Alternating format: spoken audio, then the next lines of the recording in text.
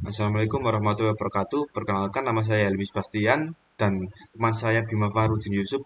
Di sini saya akan menjelaskan hasil UTS dari matkul kecerdasan buatan. Untuk yang pertama di sini soalnya perhatikan grab berikut. S adalah start state dan G adalah goal state. Dengan asumsi ada pencegahan terhadap infinite loop dan berikan rute atau path hasil pencarian untuk masing-masing algoritma. Yang pertama ada depth first dan yang kedua breadth first dan yang ketiga uniform cost search dan A-star search. Lalu langsung saja ke jawabannya. Untuk yang pertama di sini ada algoritma depth first search dan di sini kita menemukan jawabannya yaitu S B E F G, yang dimana the first the first sendiri adalah algoritma yang metode mencapai tujuan dengan mengunjungi tiap node terdalam. Lalu untuk selanjutnya ada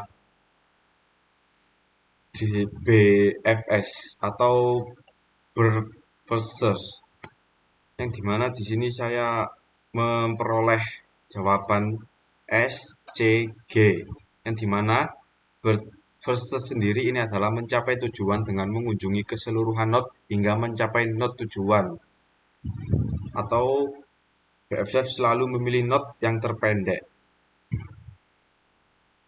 Lalu untuk selanjutnya di sini ada uniform cost search, yang dimana metode uniform cost search ini berbeda dengan BFS dan DFS karena di unicorn cost search ini menghitung jarak antar node untuk mencapai tujuannya, sehingga solusi yang didapatkan nantinya adalah nilai EDG yang paling rendah. Untuk langkah yang pertama di sini ada S ke B, yang dimana 0 plus 2 yang dimana hasilnya adalah 2, dan S ke C hasilnya adalah 1, dan S ke D hasilnya 10.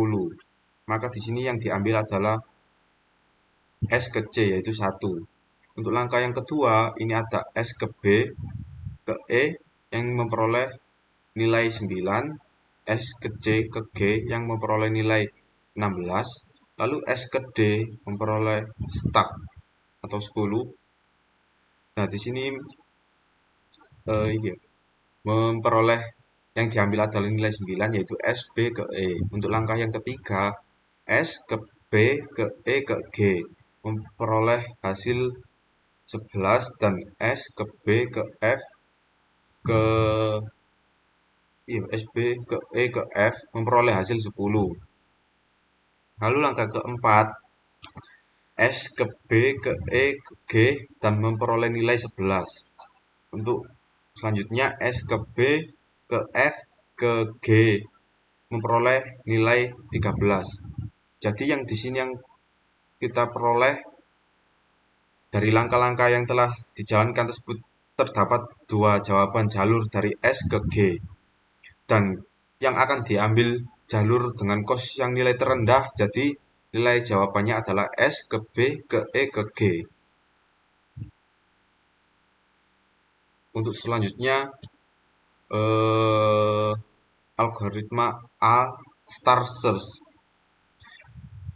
Di sini algoritma ini kurang lebih sama dengan UCS. Yang membedakan UCS dihitung hanyalah nilai jarak antara vertex saja, sedangkan pada A-star edge serta nilai heuristik dari suatu edge juga dihitung. Tetapi keduanya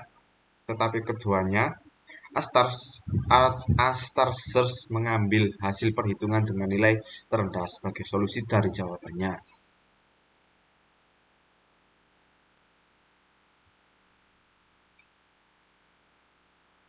Untuk langkah pertama S ke B memperoleh hasil 9. lalu S ke C memperoleh nilai 11.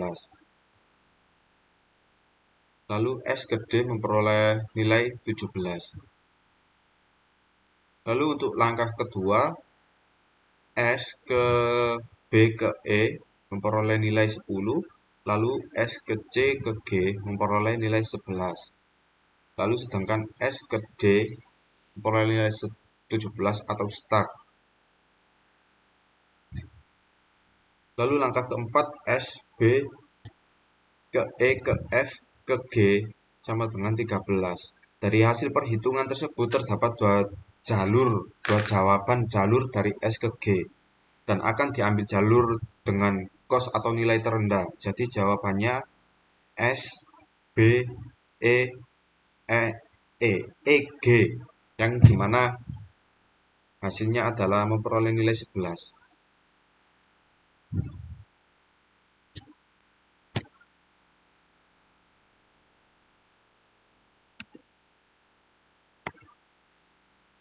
Untuk nomor 2, bandingkan beberapa algoritma yang telah kita pelajari di kelas dan lengkapilah tabel berikut. Jelaskan alasan dari jawaban tiap unit atau sel.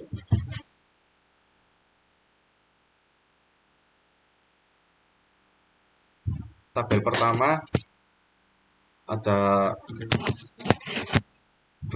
BFS, ini komplit karena BFS merupakan algoritma yang komplit selama tree yang digunakan pada BFS memiliki solusi dan juga optimal. Dikarenakan BFS optimal selama jarak atau kos semua edge-nya sama. Untuk time complexity, ini banyak node semakin lama. Dikarenakan bergantung pada jumlah node yang dikunjungi sampai menemukan solusi dengan jarak node dikunjungi paling pendek atau makin banyak node semakin lama. Untuk space kompleks, ini termasuk space kompleks dikarenakan bergantung pada jumlah edge semakin banyak akan semakin kompleks. Jadi deskripsi singkat cara kerjanya, BFS mencari hasil kerja dengan cara menyebar node yang lain sampai ke tujuan. Hasil dari BFS sendiri adalah jalur dengan jumlah yang dikunjungi paling sedikit dari node awal hingga node tujuan. Untuk dari algoritma DFS ini komplit dikarenakan DFS merupakan algoritma yang komplit selama tree yang digunakan pada DFS memiliki batas dan tidak optimal dikarenakan jumlah langkah atau kos yang dihabiskan dari titik awal ke titik tujuan sangat besar.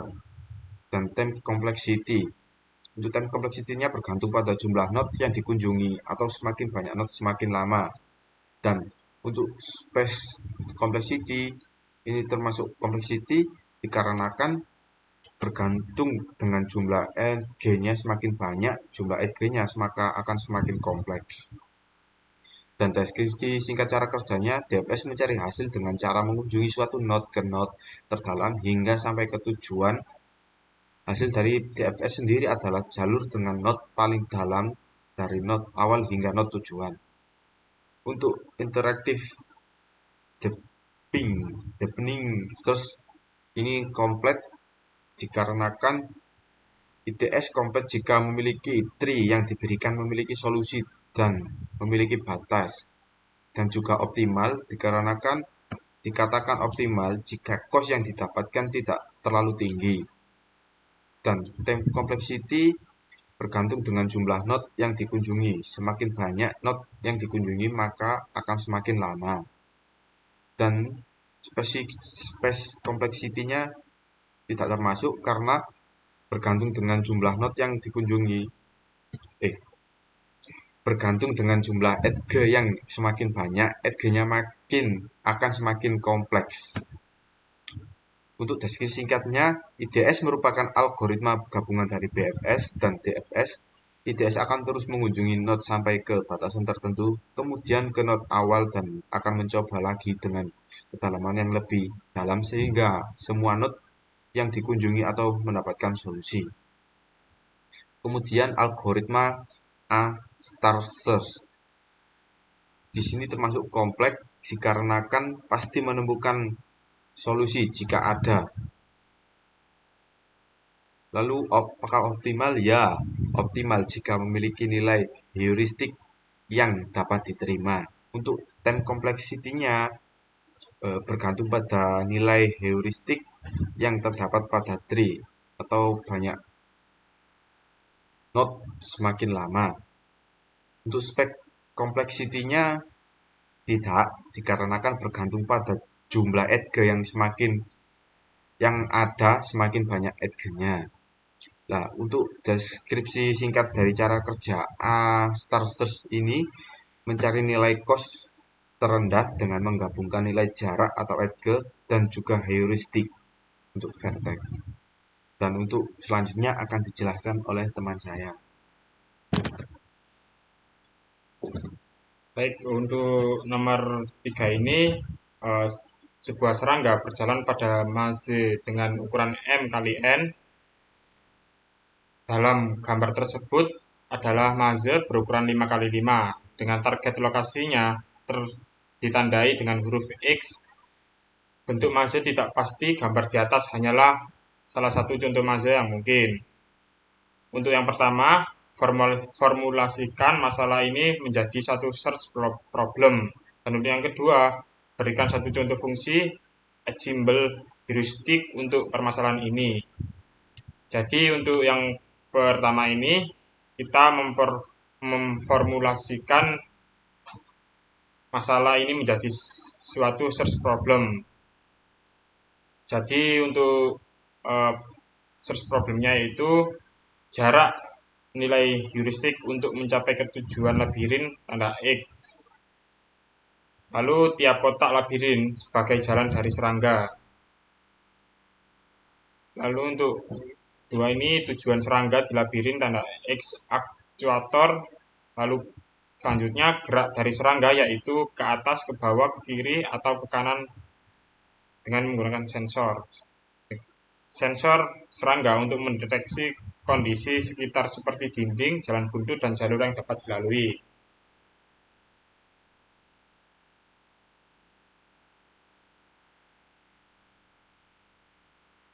Baik, untuk yang selanjutnya ini, simbol heuristik itu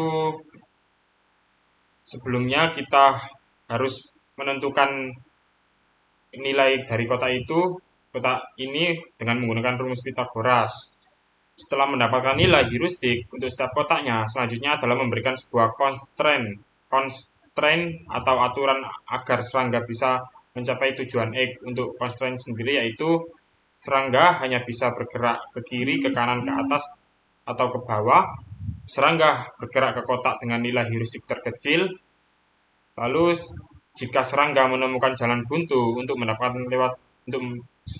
jalan buntu setelah melewati suatu jalur, maka serangga boleh kembali beberapa langkah hingga menemukan jalur yang memiliki beberapa jalur yang belum pernah dilalui dan memilih jalur tersebut. Lalu yang keempat, jalur yang telah dilalui oleh serangga akan diberikan tanda dan tidak boleh dilewati kembali kecuali terdapat kondisi ketiga. Berdasarkan langkah yang telah ditentukan, maka selanjutnya adalah untuk serangga berjalan dari titik S ke E pada serangga berjalan D5, serangga akan membandingkan jalur mana yang akan dilewati, jalur E5 dengan menggunakan nilai heuristik 4 atau D4 dengan nilai heuristik 3.16 sekian. Jadi di jalur ini serangga akan menentukan di mana nilai terkecil dari setiap kotak itu. Kalau untuk ke atas nilainya 3, untuk lurus nilainya 4. Jadi otomatis serangga tersebut memilih angka 3 ke atas. Lalu selanjutnya serangga tersebut memilih apakah memilih sebelah kanan atau kiri. Untuk kanan sendiri nilainya 2 dan untuk ke kiri nilainya 2,8 sekian.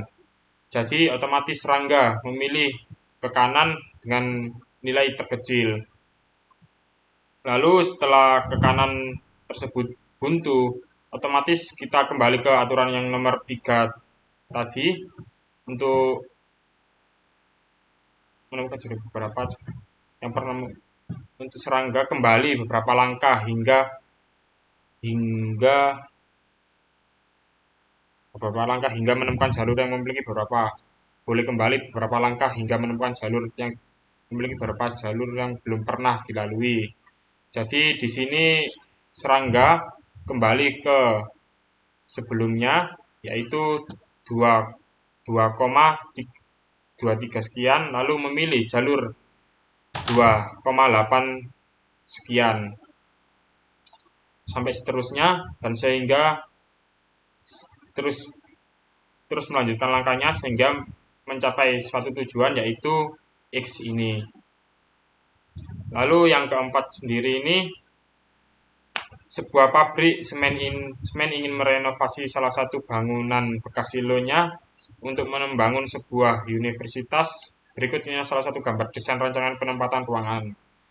Di atas ruangan 1 dan 6 terdapat penangkal petir.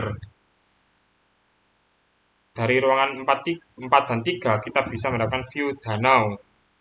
Bangunan tersebut diperuntukkan bagi 6 departemen yaitu DKV, Informatika, Teknik Kimia, Manajemen Rekayasa, Akuntansi, Ekonomi Syariah.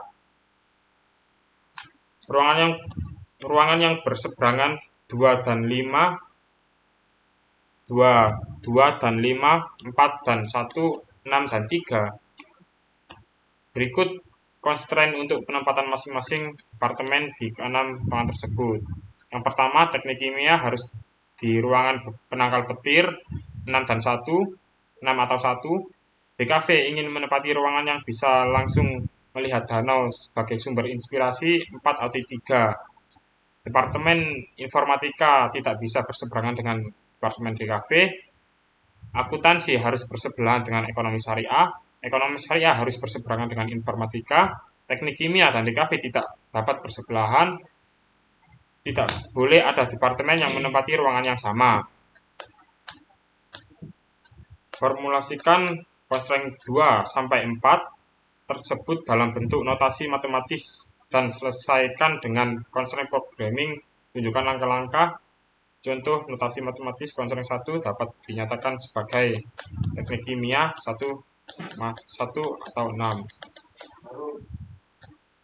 Lalu setelah itu kita dari constraint tersebut dibentuk notasi matematis yaitu teknik kimia hanya bisa menempati ruangan 1 dan 6, DKV hanya bisa menempati ruangan 4 dan 3, jarak ruangan antara IF dan DKV tidak boleh sama dengan 3, jarak ruangan antara akuntansi dan XR harus sama dengan 1, jarak ruangan antara XR dan IF harus sama dengan 3, jarak ruangan antara teknik kimia dan DKV tidak boleh sama dengan 1.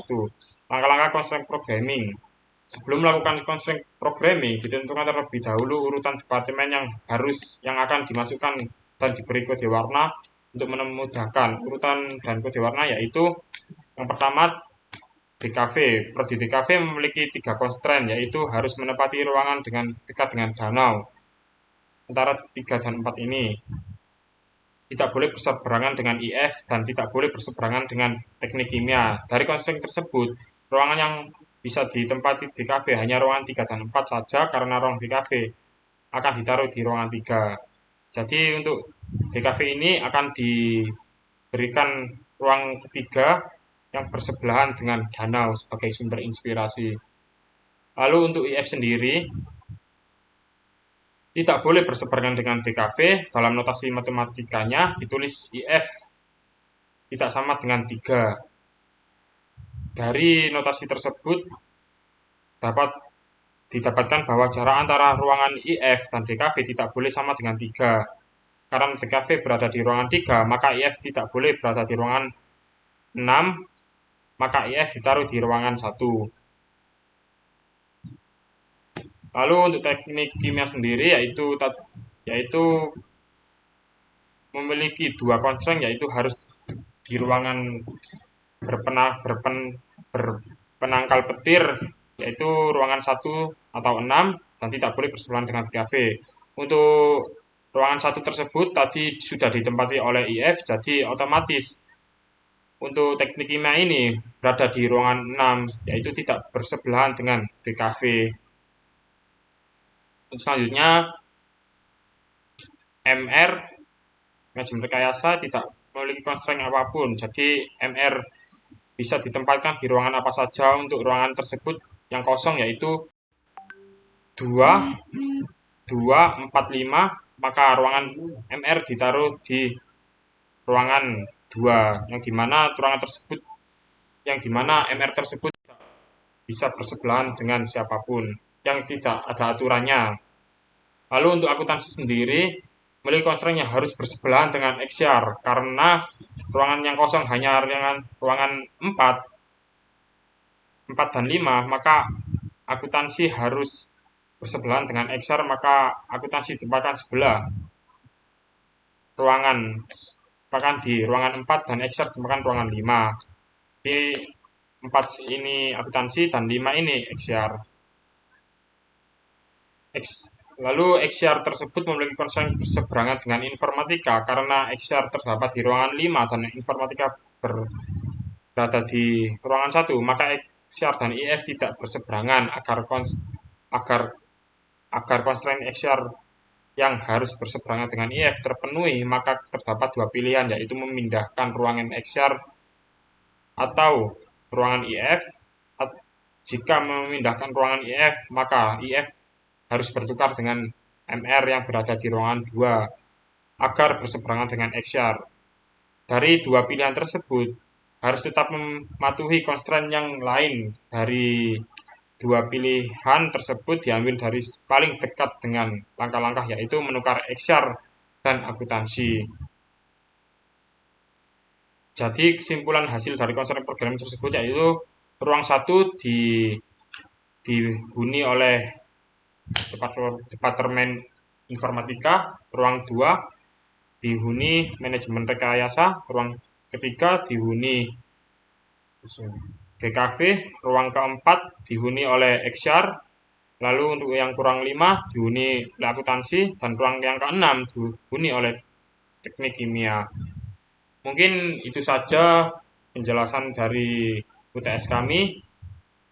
Wassalamualaikum warahmatullahi wabarakatuh.